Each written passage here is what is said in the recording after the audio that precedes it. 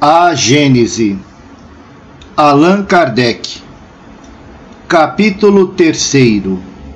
O bem e o mal.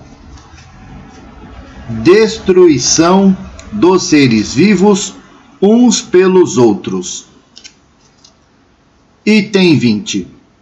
A destruição recíproca dos seres vivos é uma das leis da natureza, a qual, à primeira vista, menos parece conciliar-se com a bondade de Deus. Pergunta-se o porquê da necessidade de entredestruição para que uns se nutram à custa dos outros. Para aquele que não considera senão a matéria, que limita sua visão à vida presente, isso parecerá com efeito uma imperfeição na obra divina. É que, em geral, os homens julgam a perfeição de Deus por seu próprio ponto de vista. Sua própria opinião é a medida de sua sabedoria, e pensam que Deus não poderia fazer melhor do que eles próprios o fariam. Sua visão curta não lhes permite julgar o conjunto, e eles não compreendem que um bem real pode resultar de um mal aparente. O conhecimento do princípio espiritual, considerando em sua verdadeira essência, e da grande lei de unidade que constitui a harmonia da criação, é o único que pode dar ao homem a chave desse mistério e lhe mostrar a sabedoria providencial e a harmonia exatamente onde ele não enxergava senão uma anomalia e uma contradição. Item 21. A verdadeira vida do animal, tal como a do homem, não se encontra no envoltório corporal, como também não se encontra em seu vestuário. Ela está no princípio inteligente, que preexiste e que sobrevive ao corpo. Este princípio tem necessidade do corpo para se desenvolver pelo trabalho que deve realizar sobre a matéria bruta. O corpo se gasta neste trabalho, mas o espírito não se gasta. Ao contrário, dele sai cada vez mais forte, mais lúcido e mais capaz. Que importa, pois, que o espírito mude mais ou menos de envoltório? Nem por isso ele será menos espírito. É exatamente como se um homem renovasse 100 vezes suas roupas no decurso de um ano. Nem por isso seria menos homem. Pelo incessante espetáculo da destruição, Deus ensina aos homens o pouco apreço que devem dar a seu veículo material e suscita neles a ideia da vida espiritual, fazendo com que eles a desejem como compensação. Dir-se-á, e Deus não poderia chegar ao mesmo resultado por outros meios, sem obrigar os seres vivos a se entredestruírem? Se tudo é sabedoria em sua obra, devemos supor que esta sabedoria não deve apresentar falha neste ponto, assim como nos demais. Se não a compreendemos, devemos experimentar, procurar a justificativa, tomando por bússola este princípio. Deus deve ser infinitamente justo e sábio. Procuremos, pois, em tudo sua justiça e sua sabedoria, e inclinemo-nos diante do que ultrapassa nosso conhecimento. Item 22. Uma primeira utilidade que se apresenta nesta destruição, utilidade puramente física, certamente é esta: os corpos orgânicos não se alimentam senão com a ajuda de matérias orgânicas, uma vez que estas matérias são as únicas que contêm os elementos nutritivos necessários à sua transformação. Os corpos, instrumentos de ação do princípio inteligente, têm necessidade de ser incessantemente renovados. A providência os faz servir a seu mútuo alimento. É por isso que os seres se nutrem uns dos outros. Então, é o corpo que se nutre do corpo. Porém, o espírito não se aniquilou, nem se alterou. Apenas despojou-se de seu envoltório. Abre parênteses, nota. Ver Revista Espírita, agosto 1864. Extinção das raças. Fim da nota. Fecha parênteses. Item 23. Além disso, há considerações morais de ordem mais elevada. A luta é necessária ao desenvolvimento do espírito.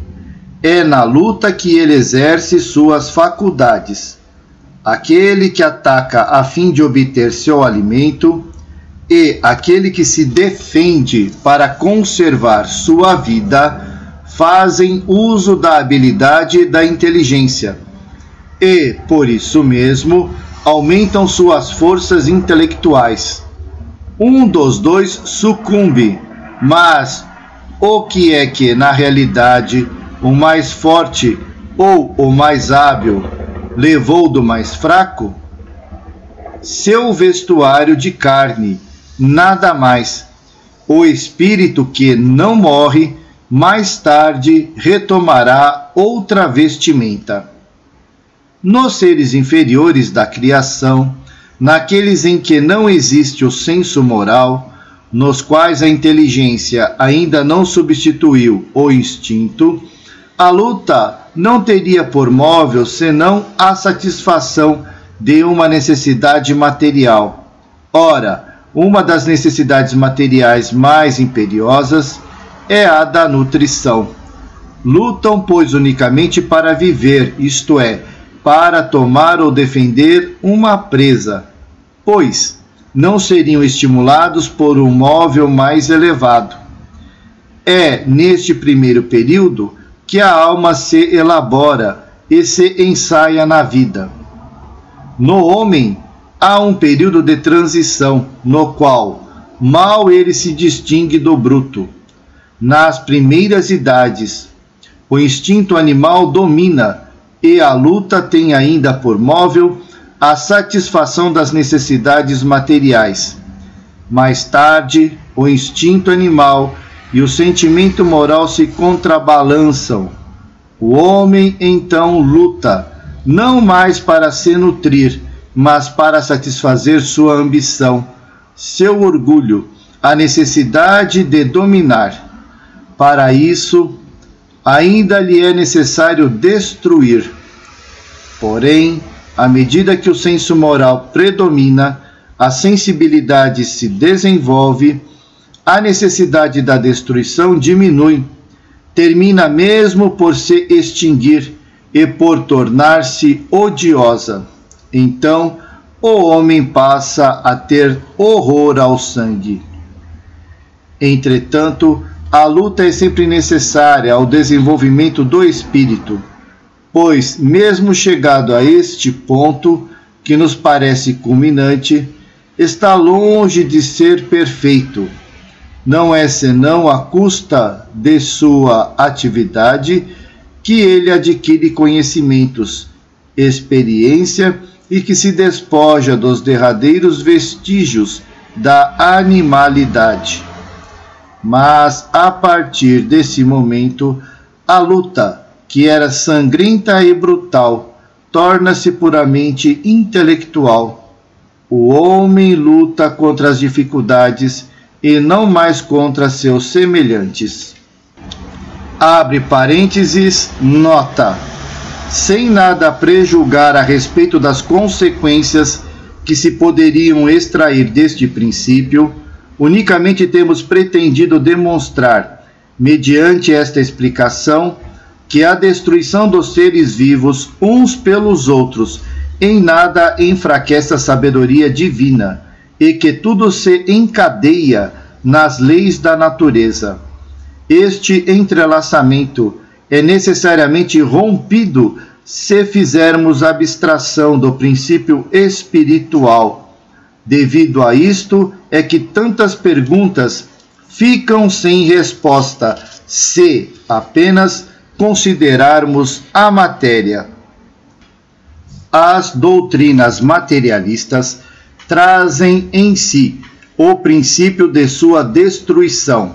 Contra elas, tem não somente seu antagonismo com as aspirações da universalidade dos homens e suas consequências morais, que as tornarão repulsivas, como dissolventes da sociedade, mas ainda a necessidade que se experimenta de tomar em consideração tudo o que nasce do progresso. O desenvolvimento intelectual leva o homem à pesquisa das causas. Ora, por pouco que ele reflita, não demora a reconhecer a impotência do materialismo, a tudo explicar. Como jamais poderiam prevalecer doutrinas que não satisfazem o coração, nem a razão, nem a inteligência, que conservam problemáticas as questões mais vitais? O progresso das ideias matará o materialismo, como já extinguiu o fanatismo. Fim da nota, fecha parênteses.